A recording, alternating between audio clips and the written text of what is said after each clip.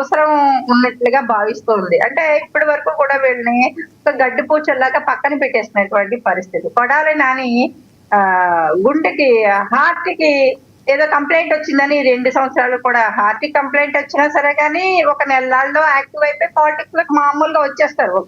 మహా తీసుకుంటే ఒక 2 నెలలు తీసుకుంటారు రెస్ట్. లేకపోతే 3 నెలలు తీసుకుంటారు. కానీ కొడాలి నాని లాంటి వ్యక్తులు 2 ఏళ్ళు రెస్ట్ తీసుకున్నారండి. 2 ఏళ్ళు రెస్ట్ తీసుకున్నారంటే ఇవాళ వీళ్ళు బూతుల సామ్రాజ్యాన్ని గతంలో మనం చూసాం. వీళ్ళ పరిపాలనలో ఉన్నప్పుడు రోజారెడ్డి దగ్గర నుంచి కొడాలి నాని, పేర్ని నాని, అంబటి రాంబాబు ఇంకా చెప్పుకుంటూ పోతే శ్రీరెడ్డి, ఇంకా పోషాని కృష్ణమురళి, బోరిగడ్డ అనిలు వీళ్ళందరూ కూడా చాలా మంది.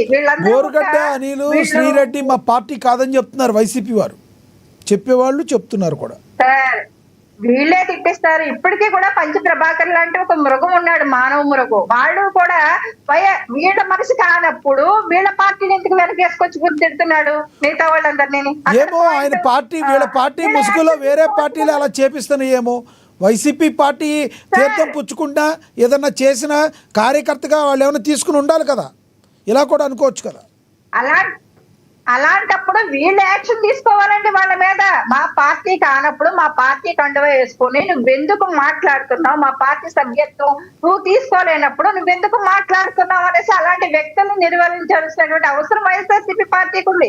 వాళ్ళ వ్యక్తులు కాకపోతే పంచ ప్రభాకర్ అనేటువంటి ఒక యదవ ఎప్పటి నుంచి అంటే జగన్మోహన్ రెడ్డి గారి చెల్లిని కూడా ఏ రకంగా తిట్టాడో చూస్తాం. ఇంకా రోజారెడ్డి గురించి చెప్పక్కర్లేదు సార్. మా జన సైనికులకు కూడా వైజాగ్ లాంటి ప్రదేశంలో మిడిల్ ఫింగర్ చూపించినటువంటి ఇలాంటి వ్యక్తిని ఆల్రెడీ పవన్ కళ్యాణ్ గారు ఏ రకంగా తిట్టిందో అన్ని ప్రజలందరికీ కూడా తెలుసు. ఇలాంటి వ్యక్తి కాబట్టే ఆల్రెడీ పక్కన కూర్చోబెట్టారు.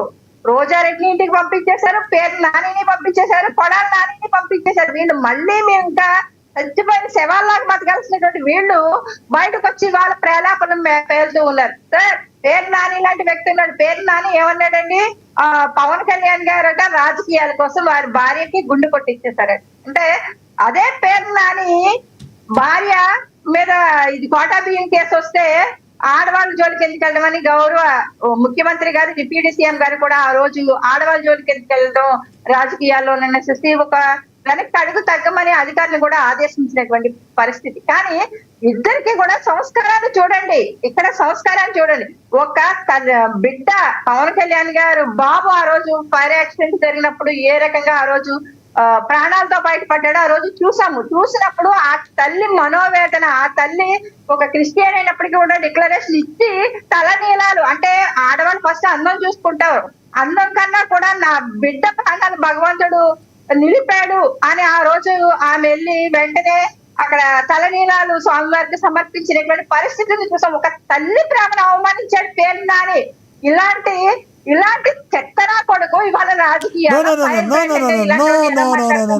వద్దండి ప్లీజ్, వ్యక్తిగతంగా తిట్టొద్దు. మీరు ఒక నేతగా ఉన్నారు, జనసేన తప్పండి నా కొడుకు అనే మాట మీరు విరమించుకోండి. ముందు దయచేసి ఆ మాటని మీ పొరపాటున వచ్చి ఉంటుంది. ఒక్క మాట వినండి కృష్ణవేణి గారు, పొరపాటున వచ్చి ఉంటుంది, ఆ మాటను విరమించుకోండి. దయచేసి విరమించుకోండి ఆ మాట. మీరు చెప్పారు కాబట్టి నేను తీసుకుంటా. కానీ ఇదే సంస్కారాన్ని జగన్మోహన్ రెడ్డి మీరు చెప్పని వెనక్కి తీసుకుంటారు. ఓకే పొరపాటు కోపంలో వచ్చింది, కానీ ఇదే సంస్కారాన్ని రోజాకి ఎందుకు నేర్పించలేకపోతున్నాడు జగన్మోహన్ రెడ్డి? గౌరవ సీఎం గారిని పట్టుకుని ఏం మాటలు మాట్లాడిందండి? ఎదవలని మాట్లాడుతుందా? టీటీడీ చైర్మన్ గారిని పట్టుకుని ఎదవలని మాట్లాడుతుందా? అంటే వీళ్ళు నోటికి ఎంత వస్తే అంత మాట్లాడితే అది తీసుకోవడానికి అంత సహనంగా ఉండగలం మంచి ప్రభుత్వం సార్. మాది చేతగాని ప్రభుత్వం, దద్దమ్మ ప్రభుత్వం అయితే మాత్రం మా కూటమి ప్రభుత్వం కాదు. కొడాలి నాని లాంటి వ్యక్తి బాత్రూమ్ కడుక్కునేటువంటి బ్యాచ్ అని మాట్లాడతాడా? వీళ్ళకి లాగా బేడ్ బ్యాచ్ లాగో, గంజాయి బ్యాచ్ లాగో, క్యాసినో బ్యాచ్ లాగో తిరిగినటువంటి పరిస్థితి కాదు.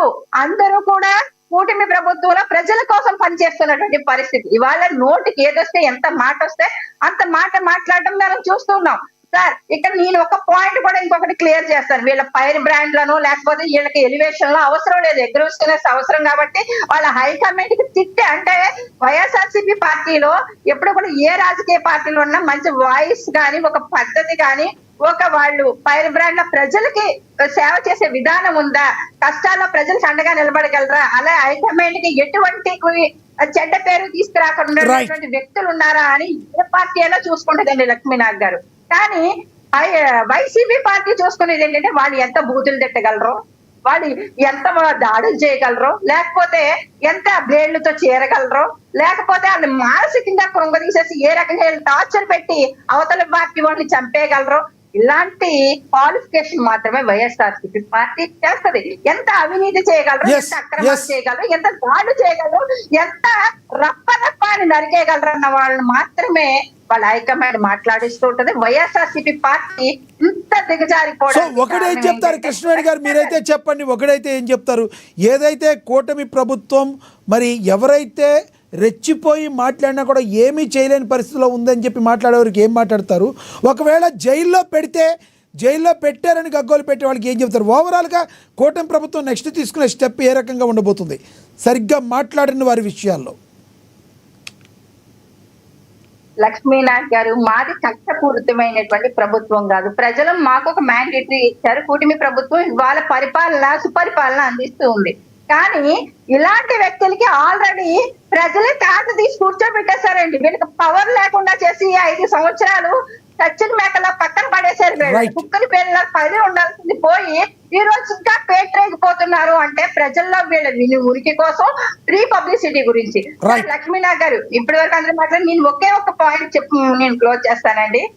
అంటే గతంలో మొన్న చూసామండి, అంటే జగన్మోహన్ రెడ్డి గారు హిందూ కాదు క్రిస్టియను అన్నటువంటి మాటల కోసం వీళ్ళ మాజీ ఎంపీ గోరింట్ల మాధవ్ ఒక ప్రెస్ మీట్ మాట్లాడుతూ జగన్మోహన్ రెడ్డి గారు తండ్రి దగ్గర నుంచి తాతల వరకు చెప్తూ, జగన్మోహన్ రెడ్డి గారు తాత వెంకటరెడ్డి అనే దాంట్లో బట్టి వెంకట ఉంది కాబట్టి వెంకటేశ్వర స్వామికి భక్తులు వీళ్ళు, వెంకటేశ్వర స్వామి హిందువులు అన్నట్టు మాట్లాడి ఉన్నారు.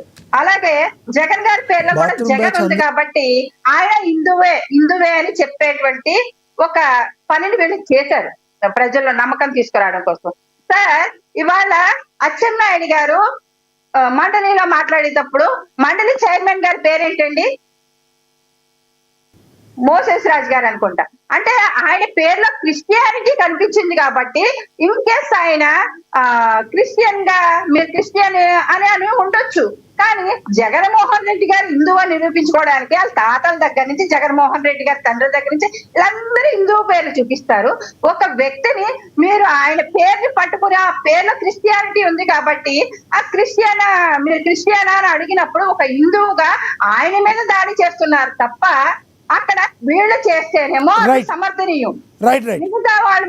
కృష్ణవేణి గారు, ఎవరు మాట్లాడినా కూడా ఒక మండలి సభలో అచ్చెన్నాయుడు గారు అలా మాట్లాడితే కరెక్ట్ కదా? ఆయన కూడా అపాలజీ చెప్పినట్టున్నారు, తర్వాత మాటను వెనక్కి తీసుకున్నారు. చెప్పిన తర్వాత వీళ్ళు కులం రంగు మతం రంగు ఎందుకు పులుగుతున్నారు? అది తప్పు. ఎవరు కూడా కులం రంగు. మత రాజకీయానికి కొడాలి నాని గారు అయితే బాత్రూమ్ బ్యాచ్ అన్నారు. కొడాలి నాని గారు అయితే బాత్రూమ్ బ్యాచ్ అన్నారు. టీడీపీ వారిని కానీ బాత్రూమ్ దగ్గర చిల్లర ఏరుకుంటున్నాడండి. ఆ చిల్లర ఏరుకుంటూ తిరుగుతున్నాడు. అందుకని బాత్రూమ్ బ్యాచ్ అక్కడ చూస్తున్నాడు అన్నమాట కొడాలి నాని. రైట్. తీసుకుంటారు కదా, ఆ కాంట్రాక్ట్ కొడాలి నానికి ఇచ్చారు మొన్న ఈ మధ్య. రైట్. మీరు కంక్లూడ్ చేతురుగా ఆగండి. ఎస్, లక్ష్మణరావు గారు కంక్లూడ్ చేయండి. లక్ష్మణరావు గారు, మరి శంకర కృష్ణవేణి గారు ఇందాక ఒక మాట అన్నారు, వెనక్కి తీసుకున్నారు.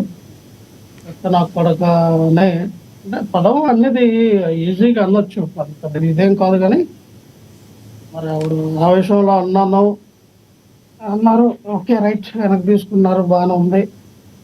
కానీ అనేది ఏంటంటే హిందువులు ఈ భారతదేశంలో ఎవరైనా సరే హిందువులే. హిందూ అంటే హిందూ మతం కాదమ్మ. హిందూ అంటే హిందూ మతం. మతానికి హిందూ మతం అనేది భారతదేశంలో లేదు.